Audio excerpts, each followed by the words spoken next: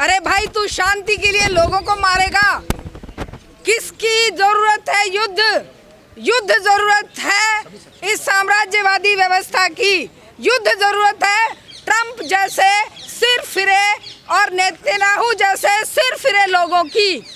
और जरूरत है उस सत्ता की, उन पूंजीपतियों की जो मानवता को शिक्षा नहीं दे सकते, चिकित्सा की व्यवस्थाएं नहीं कर सकते, रोजगार नहीं दे सकते, लोगों के जीवन की यापन की जो समस्याएं हैं उनका समाधान नहीं कर सकते। नशा दे सकते हैं, वो आतंकवाद दे सकते हैं, वो युद्ध दे सकते हैं, वो जहरीले हथियार बना सकते हैं। कोई भी हथियार जब बनता है तो उसका परीक्षण करने के लिए ये युद्धों का आह्वान करते हैं। ये खुद ही अटैक करवाते हैं हमास जैसे लोगों से, ये खुद ही पैदा करते हैं।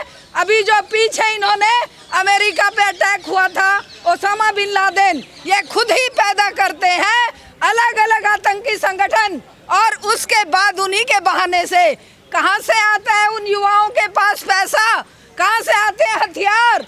जो बेरोजगार फौज है उनको ये जो जंगखोर लोग हैं यही सब कुछ प्रोवाइड कराते हैं। और उसी के बहाने से मासूम जनता को मारते हैं। सालों से, लगभग 2 साल से इजराइल 75,000 से ज़्यादा महिलाओं का, बच्चों का, बुजुर्गों का, बीमार लोगों का, हॉस्पिटल्स का और स्कूलों का विनाश कर चुका है।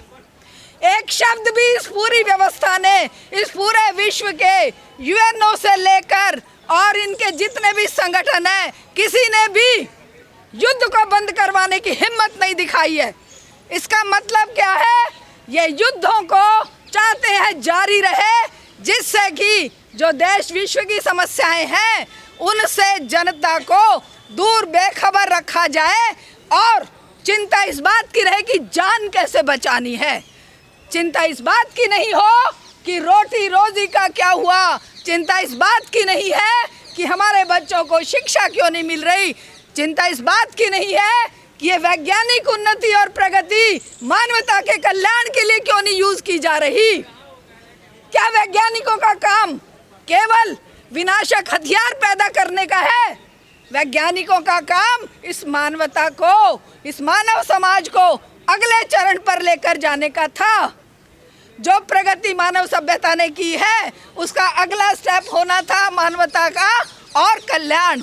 लेकिन ये व्यवस्था, ये पूंजीवादी व्यवस्था, ये साम्राज्यवादी लोग, आप जानते हैं सेकेंड वर्ल्ड वॉर से लेकर अभी तक एक बिगड़ैल सांड की तरह इजराइल मिडल ईस्ट में तहलका मचाए हुए है, बर्बादी किए हुए है। जिन लोगों ने इनको बसाया, फिलिस्तीन ने, उसी फिलिस्तीन को बर्बाद करके ये पूरे विश्व को नाक में दम किया हुआ है। और लानत है भारत जैसे देश के लोगों पर, जो सत्ता में बैठे आका है उन पर। लानत है इस पूरे विश्व के उन लोगों पर जो कहते हैं कि हम डेमोक्रेसी के लिए लड़ रहे हैं, जो कहते हैं कि हम डेमोक्रेटिक व्यवस्था में हैं। ये सबसे शर्मनाक दौर है जब 75,000, 80,000 लोग मर चुके फिलिस्तीन में। इसका यूक्रेन और रशिया का युद्ध लगातार चल रहा है, हजारों लोग उसमें मर चुके हैं। इधर मणिपुर में आग लगी हुई है। और अंदेशा तो ये है जितनी दुर्घटनाएं होती हैं उन सब में भी, उनमें भी इस व्यवस्था का कहीं ना कहीं मुनाफाखोरी का, कहीं ना कहीं कोई अपने मसले, अपने उद्देश्य पूरे करने का योगदान रहता है। तो साथियों, जब तक ये व्यवस्था है, जब तक ये साम्राज्यवादी पूंजीवादी व्यवस्था है, तब तक मानव का कल्याण असंभव है।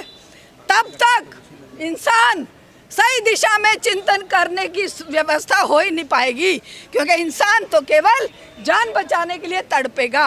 वो बार बार कोशिश करेगा, जहाँ अटैक हो रहा है यहाँ से भागकर वहाँ चले जाएं।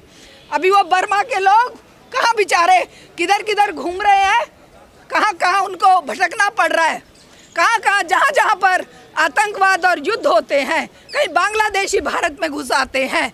वो बेचारे जानवर हैं क्या? उनके लिए व्यवस्थाएं मारती रहती है डंडे।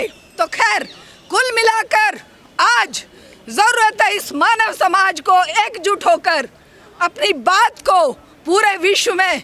कितनी शानदार चीज है कि अमेरिका का मानव समाज सड़कों पर उतरा हुआ है। भारत में यहाँ पर हमें आवाज उठाने के लिए भी यहाँ से वहाँ भगाया जाता है, वहाँ से वहाँ भगाया जाता है। वो समाज सड़कों पर उतरा हुआ है। विपक्ष में सीनेटर्स ने ट्रंप के खिलाफ बिल्कुल कह दिया है कि ये आधा पागल आदमी है और ये पूरी मानव सभ्यता को नष्ट करने की ओर चल रहा है। तो ये ताकत भारतीय समाज में आनी चाहिए, क्योंकि विश्व की सबसे बड़ी जनसंख्या अगर चुप बैठी रही तो ये कल्याण नहीं होगा। ये हमारी और आपकी जिम्मेदारी बनती है। एसयूसीआई कम्युनिस्ट पार्टी एकमात्र पार्टी आप देख रहे होंगे पूरे देश में कल से ही सड़कों पर है हमारे लोग, हमारे युवा, हमारे छात्र, हमारे किसान, हमारे मजदूर, हम जैसी महिलाएं। सबसे ज़्यादा युद्धों का दंश महिलाओं और छात्रों और स्टूडेंट्स को भुगतना पड़ता है, बच्चों को भुगतना पड़ता है। इसलिए हम सब सड़कों पर हैं और आज हम आपसे भी ये निवेदन करते हैं, जितना हो सके युद्धों के विरुद्ध आप एकजुट होकर, मीडिया क्योंकि बहुत बड़ी ताकत है और केवल आप पर ही अब ये निर्भर करता है, क्योंकि गोदी मीडिया, ट्रंप का भी गोदी मीडिया वही बकवास करता है, भारत का भी गोदी मीडिया वही बकवास करता है। केवल आप युवा इस संदेश को घर घर पहुंचाइए और एसयूसीआई कम्युनिस्ट जो संघर्ष कर रही है, पसीना बहा रही है सड़कों पे, उस पसीने को फलीभूत होने दीजिए और मानव सभ्यता की रक्षा के लिए एकजुट होकर आवाज़ लगाइए। हाँ, उन्होंने तो सेकेंड वर्ल्ड वॉर के बाद शांतियाँ स्थापित करी हैं। सेकेंड वर्ल्ड वॉर में जब युद्ध ख़त्म हो चुका था उस समय उसने हिरोशिमा नागासाकी पर बम डालकर शांति स्थापित करी थी या अपनी दादागिरी स्थापित करी थी कि हमारा वर्चस्व है और हमारे पास न्यूक्लियर बम है। पहली बार उस समय उसने बम इस्तेमाल किया था, जिसका खामियाजा आज तक जापान के लोग भुगत रहे हैं। तो कोई शांति स्थापना के लिए अमेरिका का युद्ध नहीं लड़ा जा रहा है। ये केवल दादागिरी अपना वर्चस्व स्थापित करने के लिए ये चाहता है कि मैं न्यूक्लियर पावर बन गया, इजराइल बन गया, दूसरे देश बन गए, कोई और देश न्यूक्लियर पावर ना बने। ये संभव हो नहीं सकता कि आप मुझे मारने के लिए बंदूक खरीद लें और मेरे ऊपर प्रतिबंध लगाएं कि तुम नहीं खरीद सकते। तो ये कोई न्यायपूर्ण व्यवस्था नहीं है। अन्यायपूर्ण व्यवस्था का हम बिल्कुल इसका विरोध करते हैं और उसी के लिए सड़कों। प्रतिबंध का उल्लंघन कर रहा था ना ईरान, देखिए न्यूक्लियर पावर। कौन होता है प्रतिबंध लगाने वाला? अकेला ट्रंप। जब पूरे विश्व में AI जो कि ऑल वर्ल्ड की जो ऑर्गेनाइजेशन है, न्यूक्लियर ठिकानों पे न्यूक्लियर जो प्रोग्राम्स चल रहे हैं उनका जायजा लेने वाली जो संस्था है, उसने जब कह दिया कि ईरान के पास न्यूक्लियर बम नहीं है और ना ही वो अभी निकट भविष्य में बनाने वाले, तब क्यों उसको ज़बरदस्ती अटैक किया जाता है? अभी तो कहा जा रहा है कि अमेरिका युद्ध में नहीं कूदा, अब युद्ध में कूद गया। क्या लगता है आपको, थर्ड वॉर की तरह? देखिए, युद्ध में कूदे ना कूदे, लेकिन अमेरिका दादागिरी जताना ज़रूर चाहता है। अब नहीं कूदेगा तो ये इसके लिए अच्छा रहेगा अमेरिका के लिए। अगर युद्ध में कूदता है तो कुछ तो उसके विरोध में पूरे वर्ल्ड में थू हो ही रही है। आने वाले समय में अगर ये युद्ध, ईरान भी तो हमले कर रहा है इजराइल। देखिए, ईरान के अपने बचाव में करेगा नहीं। अब हमारे ऊपर अगर पाकिस्तान अटैक करता है तो क्या हम चुपचाप बैठेंगे? हम भी तो अटैक करेंगे। हम भी तो अपने पास जो मटेरियल है हम भी तो उसको दिखाएंगे। क्या हम चुपचाप ये कहने बैठ जाएं कि जी देखो ये मार रहा है, मैं तो बैठ गया हूँ, मुझे मारो? क्यों नहीं वो उसका जवाब। क्या इन सबके पीछे अमेरिका ही है? देखिए, आप जानते हैं पूरे विश्व में कुछ घराने हैं जो पूरे विश्व की अर्थव्यवस्था को, पूरे विश्व की राजनीति को कंट्रोल करते हैं। वो उनके लिए कठपुतली ट्रंप भी है, उनके लिए नेतन्याहू भी कठपुतली है, उनके लिए ये चाइना का भी कठपुतली है। वो अपने हित के लिए, कॉरपोरेट हित के लिए युद्ध भी चाहेंगे, ये आतंकवाद भी चाहेंगे। ये मानवता के दुश्मन हैं। अकेला अमेरिका सबसे बड़ा वर्ल्ड में खुद टेररिस्ट कंट्री है और ये दूसरों को टेररिस्ट बताकर उन पर अटैक करता है। ईरान के परमाणु हथियारों से किसको ज़्यादा खतरा है? देखिए, मिडिल ईस्ट में 70 साल से अमेरिका अपने ठिकाने बनाए हुए है। अमेरिका को खतरा है कि अगर इनके पास आ जाता है न्यूक्लियर पावर तो ये उस न्यूक्लियर पावर का इस्तेमाल जब हम इन पर अटैक करेंगे तो हमारे विरुद्ध कर सकते हैं। तो इसलिए ये चाहते हैं कि वो निहत्था रहे, उसके पास पावर रहे ही ना। इसलिए ये इस तरह से पूरा मिडिल ईस्ट पे कब्जा चाहता है।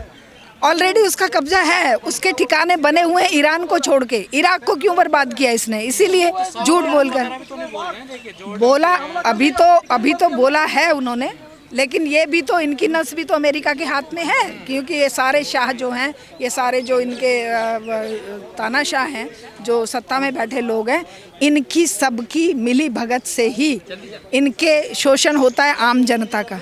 तो ये आम जनता का शोषण होता है, युद्ध होते हैं, उनके ऊपर थोपा जाता है, युद्ध ज़बरदस्ती, उनके ऊपर महंगाई थोपी जाती है।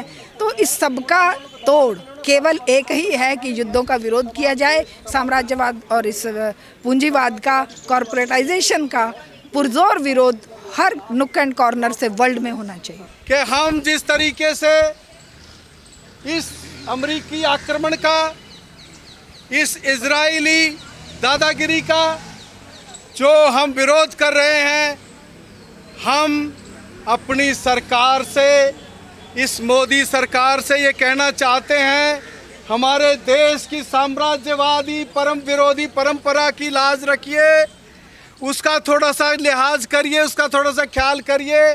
हमारे देश की जनता शांति प्रिय है, युद्ध नहीं चाहती है। हमारे देश की जनता की सारी सहानुभूति इजराइल के खिलाफ, हमारे देश की जनता की सारी सहानुभूति ईरान के साथ, हमारा लंबे अरसे से हमारी सहानुभूति फ़िलिस्तीन की जनता के साथ, गाज़ा के लोगों के साथ रही है। ये हमारी डिक्लेयर्ड पॉलिसी रही है। लेकिन आज ये साम्राज्यवाद की गोदी में बैठना इस देश के लिए शर्मनाक स्थिति है कि हम इजराइल का समर्थन कर रहे हैं। हमारी सरकार जो है वो ट्रंप के डिक्टेट्स पर चल रही है, वो धमका रहा है, वो नरेंद्र सरेंडर का तो आप जानते हैं, वो चल ही रहा है जुमला। खैर, हम अपील करते हैं पुनः भारत सरकार से और मोदी से कि इस देश की उस मर्यादा को, साम्राज्यवाद विरोधी मर्यादा को, जो हमने इतना संघर्ष करके अंग्रेज़ों के खिलाफ लड़े, साम्राज्यवाद के खिलाफ लड़े, हमारा हमेशा गुटनिरपेक्षीय रहा, हमने हमेशा मानवता के लिए हमारी हमदर्दी रही, हम युद्धों के खिलाफ रहे, इजराइल के खिलाफ रहे, हमेशा अमेरिका के खिलाफ रहे। अमेरिका ने हमेशा हमारे खिलाफ काम किया, अमेरिका ने हमेशा धोखा दिया। तो हम ये अपील करते हैं कि अपना नाता अमेरिका से, इजराइल से तोड़ो, देश की जनता की भावना की कदर करो, इस साम्राज्यवाद के विरोधी युद्ध को आप मुखालफत करो, कंडम करो और अपनी एकजुटता का इजहार हमें फ़िलिस्तीन की जनता और ईरान की जनता के साथ करना चाहिए।